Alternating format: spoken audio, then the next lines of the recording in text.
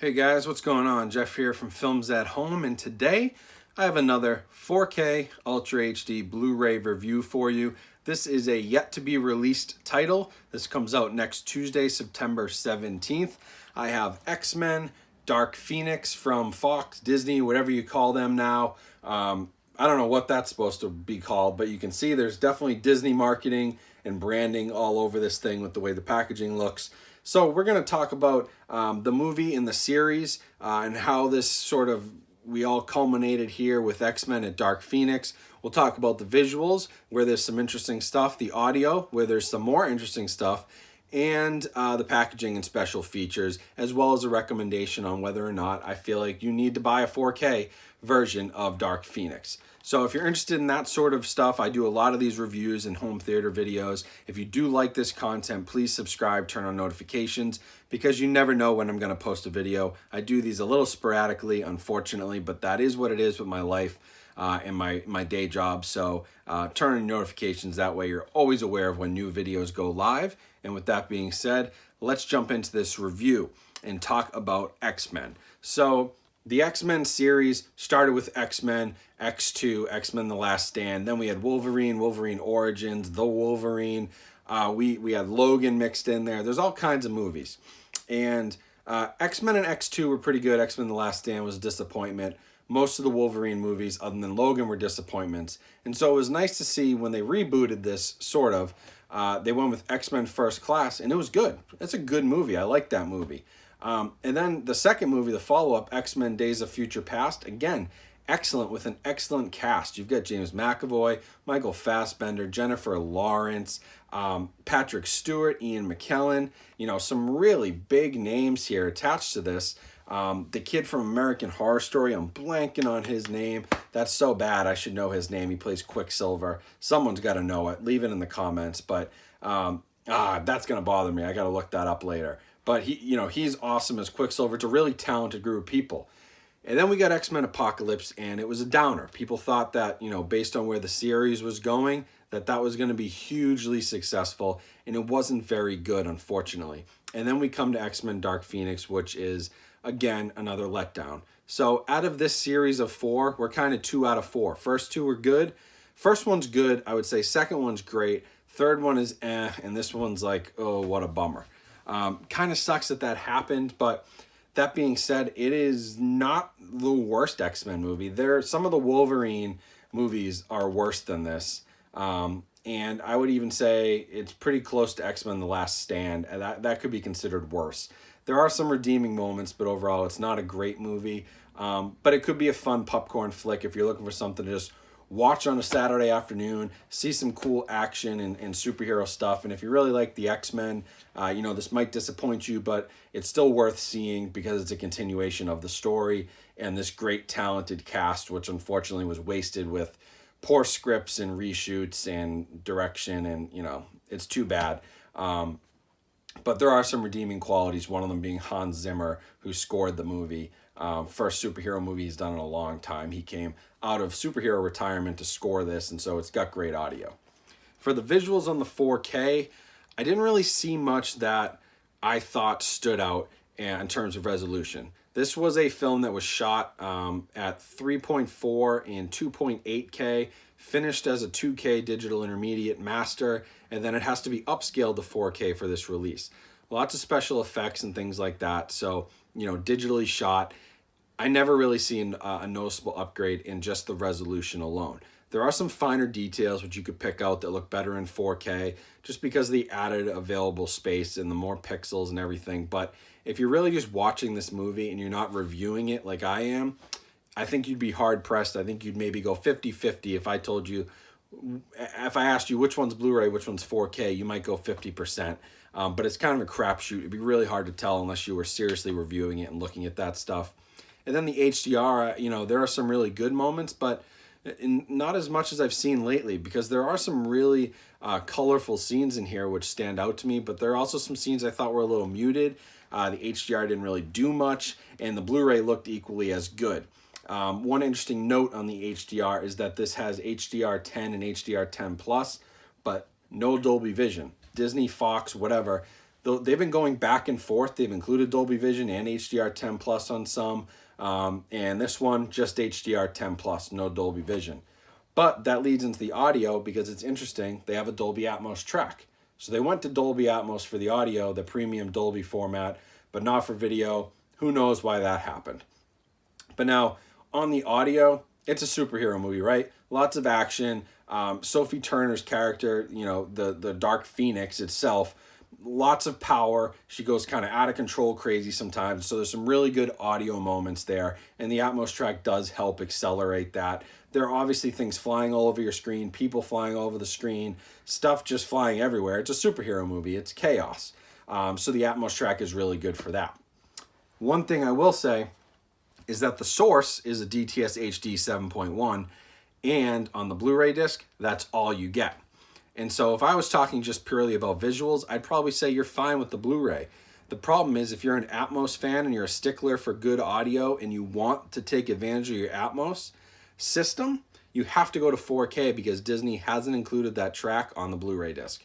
Really disappointing. It's really just a way for Disney to cut corners and sort of save a few bucks here and there, in my opinion, or entice people to buy the 4K that maybe don't really need it and spend a few extra dollars just for the Atmos track. Because as I've talked about before, like the John Wick 3 Blu-ray and 4K we just reviewed, both Blu-ray and 4K discs have Dolby Atmos. It can certainly be done. There's no limitation on Blu-ray to prevent you from adding a Dolby Atmos track except for space on the disc. And I have a feeling that the special features they included here aren't taking up that much space that they couldn't have added the Atmos track, especially when you've already got a high-end 7.1 DTS HD. The Atmos should only be a little bit more data. It should have been able to fit, and Disney probably cut some corners. I don't know for sure, but it was a little disappointing to see. You know, John Wick 3 has similar special features and audio tracks, and they were able to fit the Atmos track on the Blu-ray. So it's probably just a Disney thing. But that's where Disney kind of lets me down. You know, they can't figure out which HDR format they want to go with. So they're bouncing back and forth between Dolby Vision, HDR10 Plus. They don't include Dolby Atmos tracks on the Blu-ray disc. They force you to buy 4K for that, which is a nonsense because you don't need a 4K disc. That 4K disc literally has nothing to do with Atmos other than it has more space, more storage space on the disc. You could put a Dolby Atmos track on a friggin' Blu-ray or DVD if you wanted to, but it won't have enough space on the disc to hold all that data. So regardless of what you're showing, Blu-ray or 4K, you can put an Atmos track. It's annoying. And then the other thing that annoys me with Disney is just their artwork. If you've ever seen a Marvel poster, they all look like this. Oh, look, it's a main character. Here's a couple major sub-characters, and here's everybody else down at the bottom. Let's just put everybody on a poster, put some ambiguous space-colored stuff behind them, and call that artwork. Whoever works at Disney's graphic design department, like, let's try to get outside the box a little bit, unless they're just using, like, AI at this point, because if you're a true graphic designer, you can be a little more creative than this. This stuff just bores me. But that's what you got on the slipcover. Same on the artwork, on the inside and the case.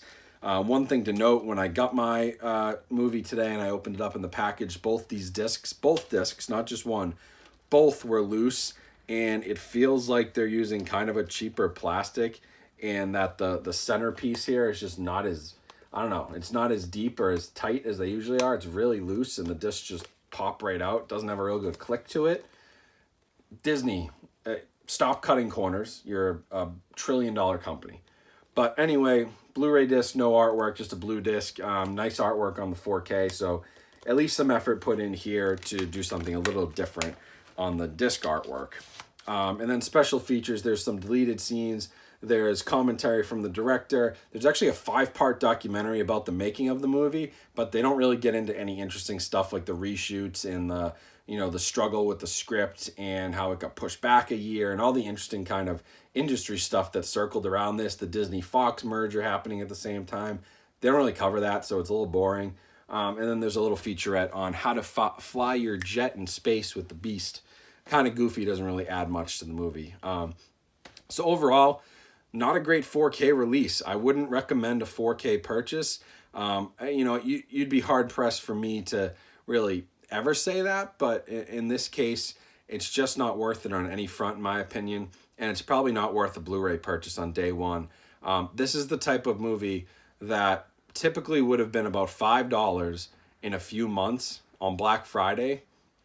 But I'm a little worried what happens with Disney because, as you know, their movies just don't drop in price. The cheapest you'll ever see a Marvel Blu-ray is like $15, $20 for a 4K at a retail store.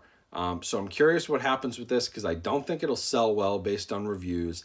Had a $200 million budget, only made $225 back, lost a bunch of money with marketing and advertising costs. And so it's not going to sell well on disc either. So I wonder what they're going to do, if they're going to keep it at a $20 price point, or, you know, maybe 20th Century Fox still has a little leeway and they can drop the price. Who knows? But I would recommend this for a purchase on 4K at around $10. And if you can find the Blu-ray for $5, I think you're fine. You just need to note you are missing the Atmos track because Disney screwed you out of that one and didn't put it on the disc for some reason.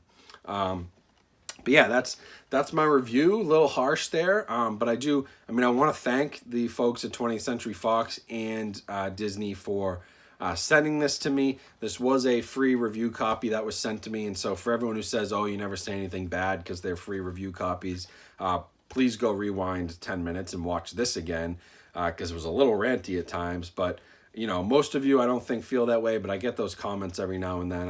I want you guys to know, just because they send it to me for free doesn't mean I'm just going to gush about it and say it's the greatest thing and it looks beautiful. I'm straight up saying that this probably isn't worth a purchase on day one, and you should wait till it gets under a $10 price point, which is a little harsh, probably one of the harshest reviews I've given, but it's ultimately true.